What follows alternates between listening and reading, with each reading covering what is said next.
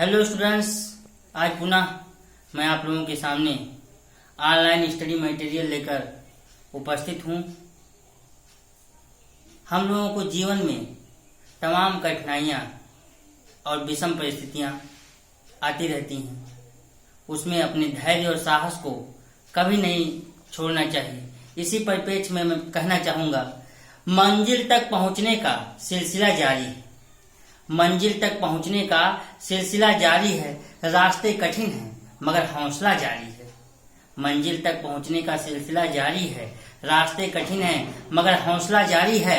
हर बार की तरह मन की नहीं, इस बार दिल की बारी है। हर बार की तरह मन की नहीं, इस बार दिल की बारी है। और हार कर जीतने की आदत भी तो हमारी है। चलिए, इसी हौसले और उत्साह के साथ मैं शुरू करता हूं आज का अगला टॉपिक, वैद्युत फ्लक्स, इलेक्ट्रिक फ्लक्स। क्या नाम है? वैद्युत फ्लक्स। एक बहुत ही अच्छा इंपॉर्टेंट टॉपिक है। वैद्युत फ्लक्स मैं आपको पहले समझाऊंगा।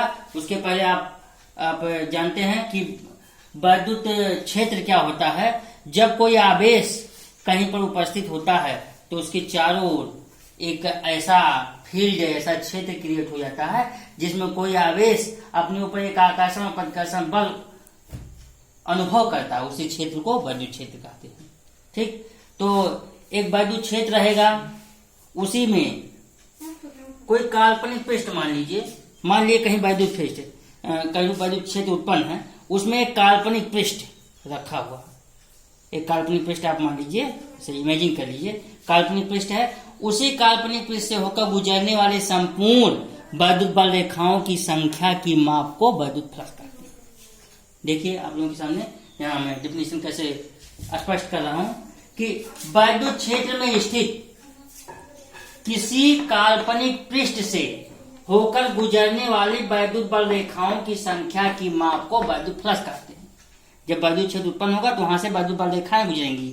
वैद्युत बल रेखाएं क्या होती हैं? प्लस आवेश से निकलती हैं, काल्पनिक रेखाएं होती हैं, और माइनस आवेश की ओर जाती हैं। तो ये काल्पनिक होती हैं। तो वही कहा जा रहा है, किसी वैद्युत क्षेत्र में स्थित किसी काल्पनिक पृष्ठ से होकर गुजरने वाली वैद्युत बल रेखाओं की संख्या की माप को वैद्युत फ्लक्स कहते हैं। इसे ग्रीक अक्षर फाई ई ऐसे रहेगा, जीरो का ऐसे थोड़ा सा इसे पाई खींच दीजिए और नीचे ई लिख दीजिए, फाई ई मानी इलेक्ट्रिक हो गई। इसे फाई से प्रदर्शित करते हैं। तो वैद्युत क्षेत्र में स्थित किसी काल्पनिक पृष्ठ से होकर गुजरने वाली वैद्युत बल रेखाओं की संख्या के माप को वैद्युत फ्लक्स कहते हैं। इसे ग्रीक अक्षर फाई से प्रदर्शित करते हैं। ये देखिए आपके सामने फिगर में ड्रा कर दिए हैं। वैद्युत बल रेखाएं गुजर रही हैं, ये वैद्युत बल रेखाएं हैं। जो वैद्युत बल रेखाओं को वैद्युत क्षेत्र को वैद्युत बल रेखाओं द्वारा प्रदर्शित किया जाता है। ये वैद्युत बल रेखाएं गुजर रही हैं। ठीक, इसमें कोई काल्पनिक पृष्ठ रखा गया है। अब इस काल्पनिक पृष्ठ से जो वैद्युत बल रेखाएं गुजरेंगी, ठीक है, जो वैद्युत बल रेखाएं गुजरेंगी, इसी वैद्युत बल रेखाओं की संख्या की माप को वैद्युत फ्लक्स कहते हैं। तो आगे इसका सूत्र का देखिए कैसे हम निगमन कर रहे हैं। मान लीजिए काल्पनिक पृष्ठ है, वैद्युत बल रेखाएं गुजर रही हैं, इसमें एक छोटा सा लघु क्षेत्रफल अवयव डीए ले लीजिए। क्या है? लघु क्षेत्रफल अवयव डीए, छोटा सा लघु क्षेत्रफल अवयव, छोटा सा। अभी बाद में पूरा हम मानेंगे, पहले लघु क्षेत्रफल अवयव डीए ले लिए, छोटा सा लघु क्षेत्रफल अवयव डीए। देखिए यहाँ क्या सपोज करें, यह किसी पृष्ठ डीए की स्थिति पर वैद्युत क्षेत्र वेक्टर ई है। जो वैद्युत क्षेत्र जो यहाँ उत्पन्न हुआ उसको वेक्टर ई से डिनोट किया जाता है। यह किसी पृष्ठ डीए की स्थिति पर वैद्युत क्षेत्र वेक्टर ई है, तब वैद्युत क्षेत्र, दूसरी डेफिनेशन, एक डेफिनेशन आपको ये बताई गई वैद्युत फ्लक्स की, दूसरी डेफिनेशन बताई जा रही है, उसके सूत्र पर है। तो वैद्युत क्षेत्र की तीव्रता वेक्टर ई और लघु क्षेत्रफल अवयव डीए। क्षेत्रफल अवयव क्या होता है? जो उसी क्षेत्र के लंबवत वेक्टर को क्षेत्रफल अवयव वेक्टर कहते हैं। तो वैद्युत क्षेत्र की तीव्रता वेक्टर ई और लघु क्षेत्रफल अवयव वेक्टर डीए के स्केलर गुणनफल। आप लोग पढ़े स्केलर गुणनफल क्या होता है? ए डॉट बी, जैसे पढ़े थे आप, दो राशियों के बीच डॉट गुणन होता है। स्केलर गुणन, दो सदिश राशियों का अदिश गुणन इसको कहते हैं। तो वैद्युत क्षेत्र की तीव्रता वेक्टर और लघु क्षेत्रफल अवयव डीए के स्केलर गुणनफल को उस पृष्ठ से होकर गुजरने वाला वैद्युत फ्लक्स कहते हैं। अर्थात परिभाषा के अनुसार सूत्र किया जाएगा D phi vector E dot DA. यहाँ से आप परिभाषा बना लीजिए कि बाजूछेद की तीव्रता वेक्टर ई और क्षेत्रफल वेक्टर वेक्टर डी ए के अदिश गुणनफल या स्केलर गुणनफल, डाट गुणनफल, या डी की डाट लगाया, ठीक है।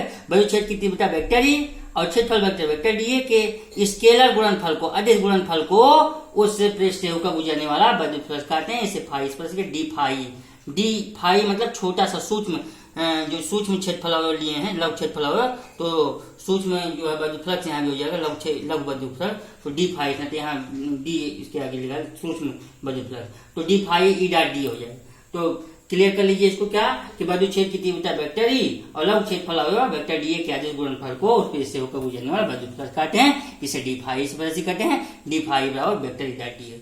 अगर हम पूरा संपूर्ण पृष्ठ ले लें, ये पूरा जो आपका पृष्ठ है इसको माने हैं, इसको हम संपूर्ण पूरा ले लें, सूक्ष्म क्षेत्रफल और नहीं लेते, पूरा क्षेत्रफल हम इसको ले लें, तब क्या कहेंगे संपूर्ण पृष्ठ से होकर गुजरने वाला बाजूफलक। तो जो ऊपर आप ये यहाँ निगमन किए हैं, ये माने हैं, इसी का समाकलन कर देंगे हम पूरे संपूर्ण पृष्ठ के लिए। समाकलन कर लीजिए, इंटीग्रेशन इसको कहते हैं। तो संपूर्ण पृष्ठ से होकर गुजरने वाला बाजूफलक डी फाई जब हो जाएगा, जब समाकलन कर देंगे तो फाई बराबर हो जाएगा इंटीग्रेशन ए मतलब एरिया ई डॉट डी, इसी का समाकलन कर लीजिए। तो संपूर्ण पृष्ठ से होकर गुजरने वाला बाजूफलक हो जाएगा समाकलन इंटीग्रेशन ई डॉट डी, ये हो जाएगा। अगर वो जो पृष्ठ रखा है वो बंद है, जैसे बॉल गेंद की तरह चारों ओर से बंद है, और वो पृष्ठ जो रखा है वो चारों ओर से बंद है, तो इससे जो गुजरने वाला बाजूफलक होगा, जो बाजूबल रेखाएं होगी, बाजूबल रेखाएं जो गुजरेंगी उसी की संख्या को बाजूफलक कहते हैं, उन संख्या की माप को,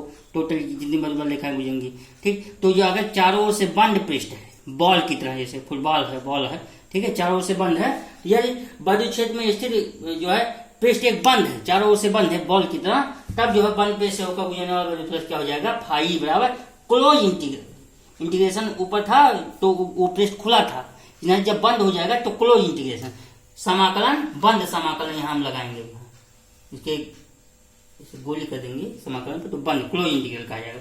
तो बंद पृष्ठ से होकर गुजरने वाला बाजूफलक फाई बराबर क्लोज इंटीग्रल ई डॉट डी, ठीक। अगर बाजूछेद की तीव्रता वेक्टर ई और क्षेत्रफल वेक्टर डी ए के बीच का कोण थीटा है, तब आप जानते हैं, पढ़े हैं, अगर दो वेक्टरों का अदिश गुणन किया जाए तो उनका क्या होता है सूत्र, vector A dot vector D बराबर ए बी कास थीटा, जानते हैं ना, vector A dot vector D बराबर ए बी कास। उसी प्रकार यदि बाजूछेद वेक्टर ई वहां देखिए और क्षेत्रफल वेक्टर वेक्टर डी ए के बीच का कोण थीटा, बाजूछेद ऐसे है, इसकी दिशा है, और क्षेत्रफल वेक्टर ये है, अगर इसके बीच का जो कोण बना है, एंगल जो बना है, वो बीच का कोण अगर थीटा हो, तब उसी सूत्र के अनुसार ए डॉट बी बराबर ए बी कास थीटा होता है। ऐसे यहाँ vector E dot D A बराबर हो जाएगा E D A cos theta, dot हटा देंगे तो कास थीटा जुड़ जाएगा, उसी फार्मूले से दो वेक्टरों का अदिश गुणनफल, ठीक। तो E dot D A cos theta हो जाएगा। ई और कास थीटा ये कांस्टेंट है, कांस्टेंट राशियां बाहर हो जाती हैं, समाकलन के चिन्ह के पहले हो जाएंगे, ठीक। और क्लोज इंटीग्रल यहाँ ओपन इंटीग्रल है, चाहे ओपन हो चाहे क्लोज हो, ये आपके समाकलन डी ए क्या हो जाएगा, समाकलन डी ए हो जाएगा, पूरे पृष्ठ का क्षेत्रफल हो जाएगा।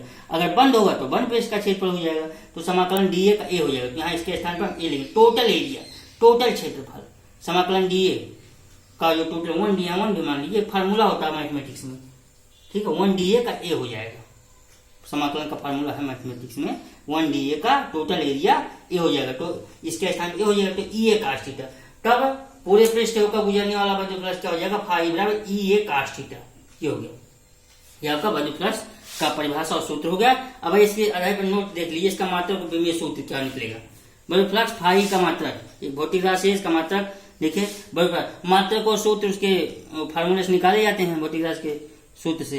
तो बाजूफलक का जो है फाई का मात्रक हो जाएगा ई का मात्रक, ई देखिए ई मतलब बाजूछेद की तीव्रता, और ए का मात्रक क्षेत्रफल, कास थीटा तो कोण है, कोण का वो एक विमाहीन राशि, तो फाई क्या हो जाएगा का मात्रक ई का मात्रक बाजूछेद की तीव्रता का मात्रक आप पढ़े न्यूटन प्रति कूलम होता है, और क्षेत्रफल का मात्रक आप पढ़े मीटर स्क्वायर, तो इसको जब मिला लेंगे तो न्यूटन मीटर स्क्वायर प्रति कूलम, न्यूटन को अंश है, मीटर स्क्वायर और प्रति कूलम, ये है, ये बाजूफलक फाई का मात्रक। बजू प्लस फाई का विमेय सूत्र क्या हो जाएगा, फाई का विमेय सूत्र हो जाएगा ई का विमेय सूत्र, उसी फार्मूला से निकालिए ई का विमेय सूत्र गुणे क्षेत्रफल ए का विमेय सूत्र। ई का एफ बटे क्यू, एफ का एल टी पावर -2, ई आप जानते हैं बजू क्षेत्र की तीव्रता की परिभाषा से ई बराबर होता है एफ बटे क्यू।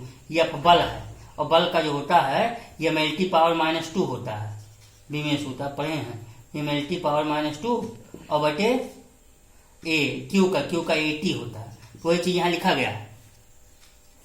ई का विमेय सूत्र एल टी पावर -2 बल का और बटे एटी क्यू कूलम, एटी हो जाएगा। हाँ, और क्षेत्रफल का एल स्क्वायर होगा। तो इसको एक में मिला लीजिए सबको, यहाँ गुणा करें तो यहाँ से गुणा करेंगे तो क्या हो जाएगा, यहाँ से देखिए यल का ये 2 1 3 हो जाएगा, 3 2 1 3 एल स्क्वायर है ना, एल स्क्वायर और ये एक घाट एल की तो 3 घाट हो जाएगी, और टी के ऊपर एक घाट माइनस में और जुड़ेगी तो -3 हो जाएगा, एक घाट ऊपर चली जाएगी तो ए पे -1 हो जाएगा। तो ये प्लस फाई का विमेय सूत्र हो गया एम एल क्यूब टी घाटे -3 एक घाटे -1, ये है बजू प्लस फाई का विमेय सूत्र होगा, और फाई का मात्रा को न्यूटन मीटर स्क्वायर प्रति कूलम। ठीक, धन्यवाद। अब इसी पे आधारित एक बहुत फेमस परिमेय है जो हर साल लगभग यूपी बोर्ड परीक्षा में पूछा था, उस परिमेय का नाम है गॉस परिमेय, गॉस की परिमेय। उसको देखते हैं अगले वीडियो में, गॉस की परिमेय।